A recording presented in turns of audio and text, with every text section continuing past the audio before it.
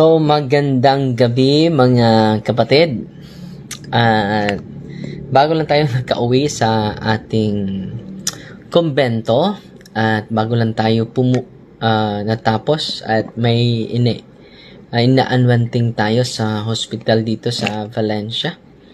No, parang TC50 na. So kumusta po kayo? Ngayong gabi ay mag-share na naman ako sa magandang karanasan. Meron isang babae, 'di ba, na meron isang babae from Bukidnon.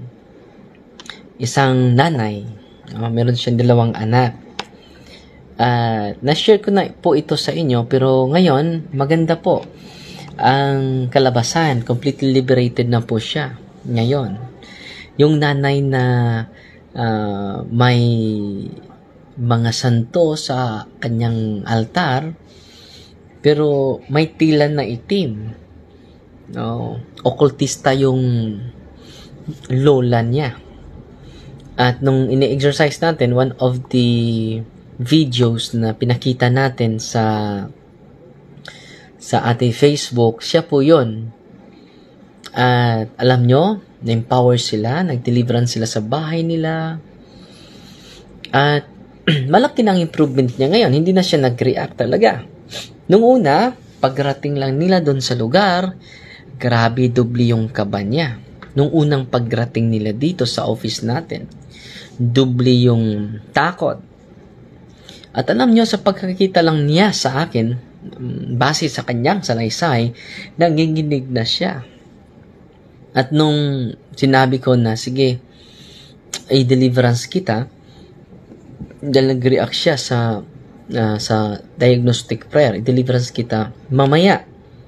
Nung pagpasok nila, mga kapatid, sa Adoration Chapel, dahil doon ako mag-exercise, may pumipigil sa kanya. Grabe yung kanyang, at yung mga demonyo sa kanyang katawan ay nagsasalita na. Pati na yung tattoo niya sa likod na itim na langgam. Alam nyo, ang nangyari, mga kapatid, pinaburan niya yung itim na langgam sa likod niya dahil during exorcism, mga kapatid, nilapit ko nilagay ko yung cross sa kanyang yung tattoo. Sumisigaw siya, ang init, maawa ka, kunin mo yan. Sumisigaw siya, mapasok kami. At pinaburan niya, no? ang nagbura ay hindi Katoliko, ay INC. Alam niyo, matapos binura niya, hanggang ngayon hindi pa nakabalik sa trabaho, ni-retaliate. So grabe talaga yung demonyo na ito. Pero ngayon, mga kapatid, sabi ko sa kanya, tulungan mo yung isang hindi kaanib sa simbahan, i-educate mo patungkol sa yung protection.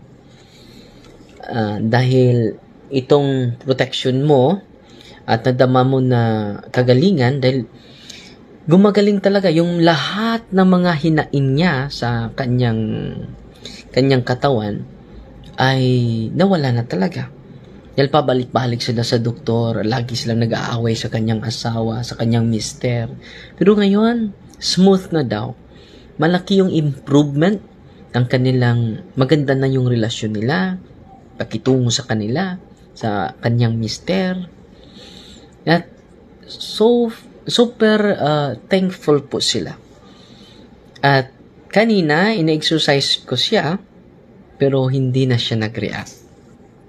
Hindi na namimigat yung katawan niya, hindi katulad ng dati na nawala siya sa kanyang sarili at nagsasalita ng ibang mga topic.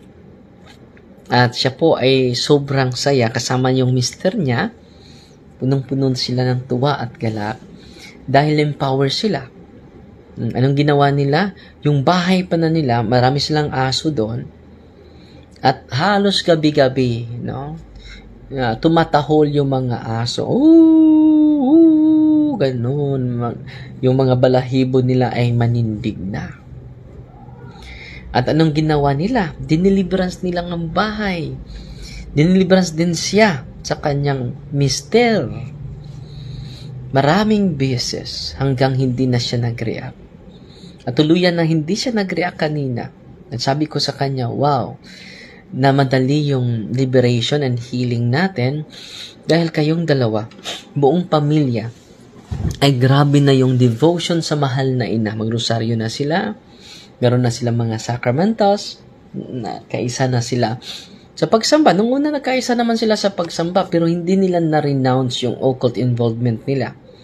Yung lula nila ay diwata, mag-offer sa mga diwende.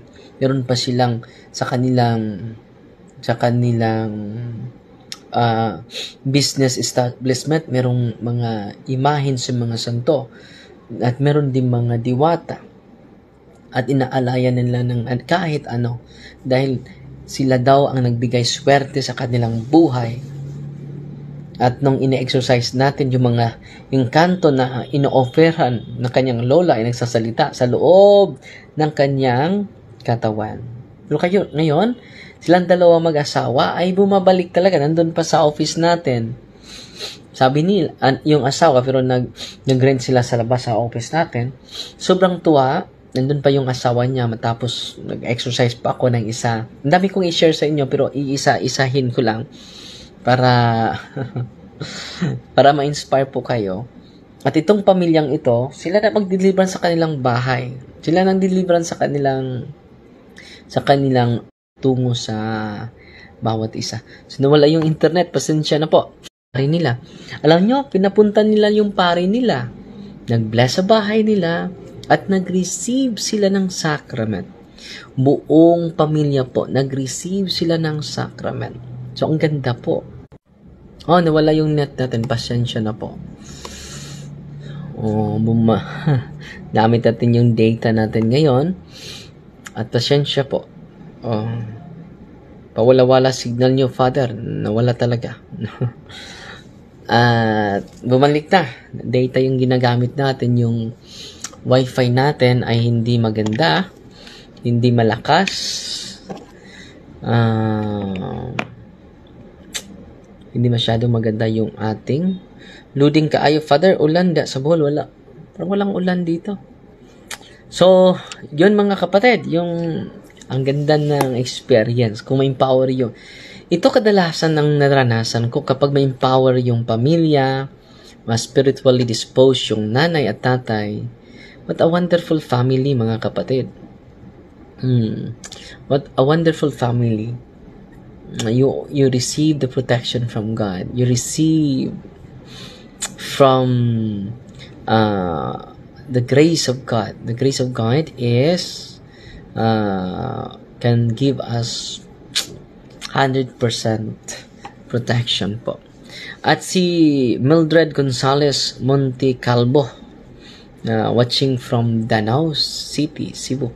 So sa pamagitan ng empowerment, mga kapatid, yun po ay nagkapagbigay sa kanila ng inspirasyon at pag-asa. Sabi nila, kung hindi lang kami na-empower, Father, no? Hanggang ngayon, matagal na po yung sakit ko. Matagal na po, hindi ko na matrace yung sakit ko. Pabalik-balik. At, Nay, okay, Nay, masunod ako. Ngaon daw. Sige, Nay, masunod ako, Nay. So, yan mga kapatid. Yan ang katotohanan. Kung ma-empower natin yung mga family, hindi na tayo matatakot sa demonyo kung meron mang iharas ng ating tunay na kaaway. Kung meron lang tayong prayer of deliverance. At kung lalapit tayong lahat, bakit magulo yung bahay natin? Si tatay walang kumpisal. Si nanay walang kumpisal. Laging nagsisimba, walang kumpisal. Ang buong pamilya ay hindi nag-renounce sa mga occult involvement natin. Yung mga paglapit sa mga albularyo, yung paggamit ng mga anting-anting, yung paggamit ng mga amulets, mga langis galing sa mga albularyo po. At bawal po yun. Yan po ay makakontaminate natin sa ating pagsunod sa ating Panginoon. Kaya nga, sobrang bigat yung pinapasaan natin na cross. Ano ba ang promise ni Kristo sa atin? Sa Matthew 11:28 ba yan? Babasahin muna natin. Matthew 11:28. Sabi niya sa ating Panginoong Hesukristo, "Come to me, all of you who labor and are burdened, and I will give you rest." No, I will give you rest. "Take my yoke upon you and learn from me, for I am meek and humble of heart, and you will find rest for yourselves. For my yoke is easy and my burden is light." So, come to me. Kung napapagod ka na, come to me. Kung hindi mo na kaya ang pagpasan sa mga problema na dumating sa ating buhay, come to me. Kung hindi mo na naunawaan yung sarili mo, come to me. Bakit? Hindi pa na-renounce ng buong pamilya natin yung occult involvement. Kaya nga, grabe. Hindi na normal yung bigat sa cross natin. Extraordinary or preternatural na ang bigat nito. Kailangan natin lumapit sa sakramento at merong proper na prayer ang simbahan, renouncement. So, grabe yung renouncement mga kapatid. Yung prayer of renouncement, nandito sa i-renounce lahat, non-Catholic beliefs, non-Catholic practices, i-renounce lahat. Dahil may mga unclean spirits attached. Kahit yung mga tubig, ini-exercise natin yan. Kahit yung mga asin, ini-exercise natin yan. Kahit yung olive oil, ini-exercise yan bago i-bless. Nandyan yan sa ritual. At sa pamagitan ng exorcism and blessing, ma-purify na po yung mga sacramentals na gagamitin natin. At sobrang saya, sobrang tuwa sa mag-aasawa kanina dahil hindi nakita niya na normal na, hindi na nawala sa sarili, hindi na siya unconscious, at sabi ko sa kanila, congratulations. Dahil nakinig kayo at hindi lang nakinig, tinupad pa ninyo ang inyong nadinig. At dahil dyan, you experience the grace of liberation, the grace of healing, the grace of consolation, the grace of obtaining inner peace among your family circle. Amen? Kanang misulod og mason, Father, bawal po yan. Dapat lalabas kayo sa masonry. Dahil alam nyo, dito sa sa ritual, sa solemn exorcism, yung mga high rank ng mga masonry, may equivalent na demonic name. At yung mga ordinaryong membro, hindi pa nila alam yon. Kapag tataas na yung degree mo, may yung 33rd degree, yung pinakataas. Bakit 33rd? Kasi si Kristo 33 years old.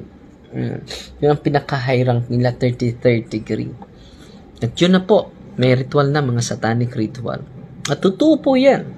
Kahit yung mga Santo Papa natin, higit sa 10 po, hanggang ngayon, nag-condemn sa Freemasonry. Hanggang ngayon. So, kung alam lang ninyo, kung dagdagan lang ninyo ang mga pagbabasa sa document ng simbahan, ma-enlighten tayo. Ang simbahan ay haligi at suhay ng katotohanan. Anong simbahan? Haligi at suhay ng katotohanan. At salamat sa nagpadala ng stars. No? Meron tayong 50 stars. At si Agnes J. C. Kailan po kayo mag-exercise of sacramentals, Father? Bukas, sa mga walang malapitan ng mga pare, or merong malapitan pero hindi naman mag-bless. So, meron online blessing. Every Sunday po yan.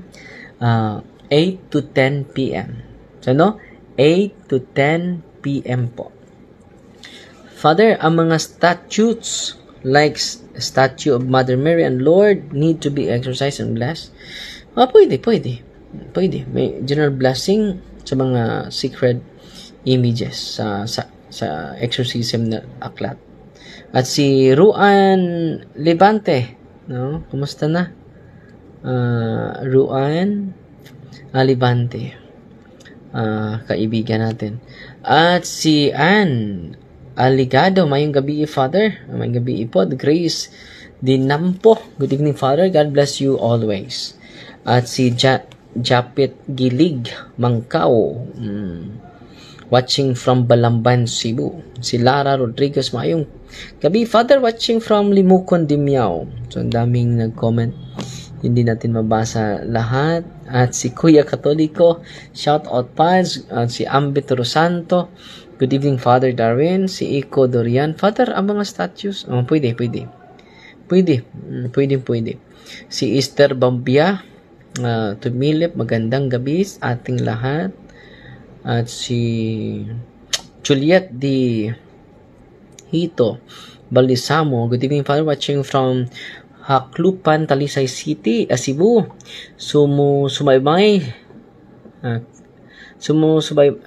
Sinubaybayan ka namin po lagi.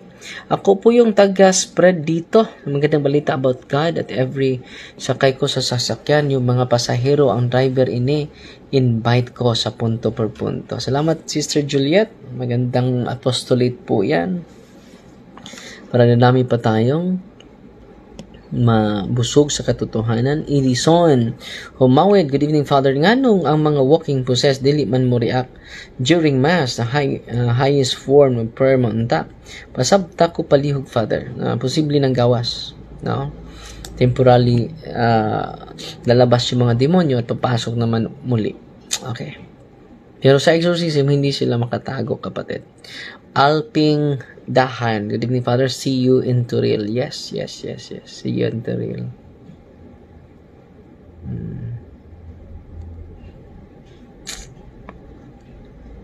Okay. Wala naman. Hindi na tataas. Si Cherry May, bang langit, wa jud mi kasugat nimo pag-anhi sa magos. Sunod pohon. Kung doon na tayo mga talk doon sa inyo, ha. Si Beth Gamutan, Father, Journey to Bethlehem na trailer watching sa mali. Nawala. Si Sister Christine Ahok, nanonood sa atin. Si Ali Agirika Oktalan II. Zin Aran Huwis, nanonood sa atin. Si Boyless Eve, nanonood sa atin. Napanood akong nag-mass na dalawang nag-react. So, merong mag-react during mass din. Merong mag-react. Lalo yung open yung third eye. Si Gwen Dumar, nanood sa atin. Si Frideline Alia, San Fernando, Cebu. Si Liz Ligrace Tamayo, nanood sa atin. Si TZ Bohol sa Lapu-Lapu. Si Zion Dinden Jer Pacaldo Lerion, mayong gabi, Father. Shout out sa tanang taga Clarin Bohol, labi na sa Bugtumbod Quarry, taga Bugtumbod ko na Clarin Bohol. O si Maria Teresa Igeo, hello, Father, good evening. Dre, mag-blessing ka og sacramental sa to. Yes, mag-bless ta. O si Ate Olga Buyabor, nanood sa atin. Si May Jadi Ars Rube, need i-dispose ang santo ninyo pa i-dispose na, no? Si GR, so dami nag-comment. Jump parts Jaspi, Father, nga nung sige ko og damgo og halas pila ka adlaw. So pwede nimo i-close yung psychic ability mo, page 204 sa aklat ni Father Sikia. Maka na-open yung psychic ability mo. At merong natural naman na panaginip. Meron ding preternatural na panaginip. Yan po ang dapat i-close. Kung preternatural yan, ipagdasal mo yung page 204 sa Deliverance Handbook, Catholic Handbook of Deliverance Prayer. Si Juvelin Asa, good evening, Father Darwin, watching from Mabini, Bohol. Alan Campos, good evening, Father, watching from San Isidro, Bohol. Ben Gamutan, Father Anyuber, Gitgano, nawala. Si Jeremy Manglangit, pasensya na po, hindi ko mabasa ang dali na mawala. Dami nag-comment. Paano i-casting ang general sin? Go to confession. And then do breaking generational curses. Nandyan din yan sa aklat ni Father Sikia. Breaking of curses and spells. And then, deliverance ninyo yung inyong bahay. At pasalamat tayo ni Floribeth sa Bate. Nagpadala natin ng 50 stars. Si Dadag Olivar Boyles nanonood sa atin. Si Jocelyn Granadores, thank you sa mga mensahe mo. Palalim sa aming pananampalataya. Si Ruan Libante nagpadala sa atin. Salamat ating kaibigan. Nagpadala ng 100 stars. Salamat. Si May Jandy, thank you sa pagtubag. Natunong sa birthday sa kong papa. Salamat kayo. Si Michael Casil, maayong gabi, Father, watching from Maco, Davao de Oro. Marlene Goldues, maayong gabi, Father, mangutan na lang ko. Sala ba ang magpatato? Sala ba magpatato? Mas maayo yung walay tato. Sala ba nagdili? Mas maayong walay tato. Cyrus Glenn, pa-shout out ko, Father. Zero Halis family and Dolauta family. Pinsan kayo ni Father Efren Dolauta, no? Pero pwede din, Father, na need mag-exercise as that. Nasagot ko na ito. Victor Abelio, Jason Nines, Filibaldo, please pray for me and the whole family circle. Yes. Ang sali natin sa ating misa bukas. Ana Rante, bukas is Sunday. So, meron akong 3 misa. Isasali ko yung mga intention sa mga supporters natin in general. J. Caras, Malata, Father, okay lang ba magpa-bless o sacramental sa replay? Hindi pwede. It should be actual. Mas mabuti, lopit kayo sa pare ninyo. Ipa-bless niyo yung mga sacramentals ninyo. At gamitin niyo yung aklat ni Father Sikia. Si May Jadi Ars Robe, Davao de Oro, Father? Sa Davao tayo. Sa Turil. At Gisa Nines, watching from Liti po. Kivency, watching from Laguna, Father. Si Luciana Kababag, Subayno, o si Ben Gamutan, Father. Unsa pasabot sa damgo ko ni Padre Pio? Birthday ni Mama Mary. Idol mo ni mo siya, manang damgo ka. Si Boyles Abe, pads pahulay sa'yo. Father, unsay bot pasabot ang damgo na murag giurom. So, mag-sprinkle kag holy exercise water. Asawa at mga anak ko ay insi, ako lang katoliko. Pwede ba mag-deliverance ako? Go to the sacrament and then practice cares and you can do deliverance to your house. Buray, mayong gabi, Father Darwin. Daghang salamat sa pag-live. Si DC Sevilla, Father, i-appeal mi sa imong pag-ampo, ipangilantan panlasa, wala man may panlasa halos sibog pamilya giubo naam sir ubo ron, no? Onya, take a medicine also and then do the prayer of the church and go to the sacrament of confession. Juby Buntog, good evening Dre, amping sa kanunay, God bless. Ana Ranti Valencia, Father, bawal po ba ang lana sa ungo? Bawal po yan, no? It should be the holy exercise gamitin nyo. Walang ungo lalapit sa inyo. Father, as unta ko na aka-office ugma, Father na it should be from 8 AM nandyan na kayo at may misa doon sa office natin 1 PM. Dagdag Olivar, Father, gusto unta ko wala ito gusto unta ko wala. Gusto unta mi magpa-bless unsang adlaw pwede mi moana sa balin. Salamat. Every Thursday to Sunday. Hindi sapat na magpa-bless lang. Makinig kayo sa catechism. So whole day ang dapat i-allocate ninyo para sa catechism. Easter, humawan mayong gabi, Father, please include my son in your prayers for his safe travel. Na okay ra unta tanan. Amen. Yung sali natin bukas. Chirimi manlangit unta pon Dre, makabisita pod mi sa among parokya. Daghan kay mi pangutana pero kabalo mi di kaayo ka reply sa messenger. Pwede mag-aas bahin sa katinawan sa pagtuod Dre. Nasunod lang mo sa punto per punto dahil daming sinasagot natin ng mga tanong sa ibang mga sekta. Bago lang tayo doon sa market preaching natin, daming mga tao na nabubusog sa natotohanan po. Kung wala jud ka pamiliti makasimba, pwede ba online? Kung wala pamiliti, no. So kung malayo yung bahay mo sa simbahan, So, ang pinakamabuti every month na may misa sa inyong kapilya, doon kayo magsamba. Lalo na sa mga pinakamalayo. Lisa, Father, unta makaadto ka sa Pulumulok South, Cotabato, please. No. Depende sa atong schedule dahil ang dami na nag-request. Hindi ko naman ma-say yes lahat dahil may parokya naman tayo. So, once a month, so possibly lang ako lalabas. Si Chris Jean, Father, kato si Mary of Mediatrix, approve ba to sa Vatican? Wala. Huwag kayong maniwala dyan. So, i-stop niyo yung Mary of Mediatrix, mga kapatid. Lalo yung connected sa lipa. Hindi approve ng simbahan po yan.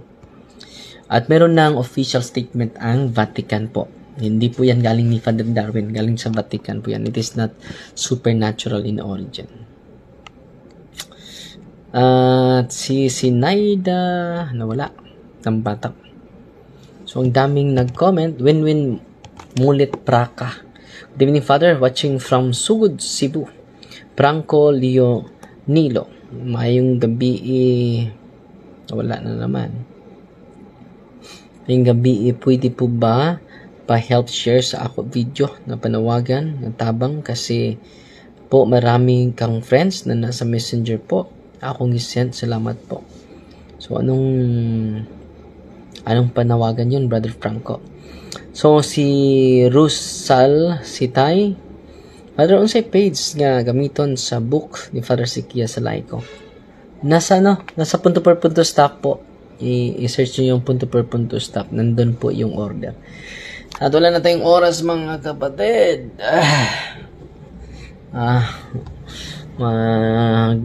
Hapunan muna kami. Fighting Maria, tatak FD with a humble heart po. God bless.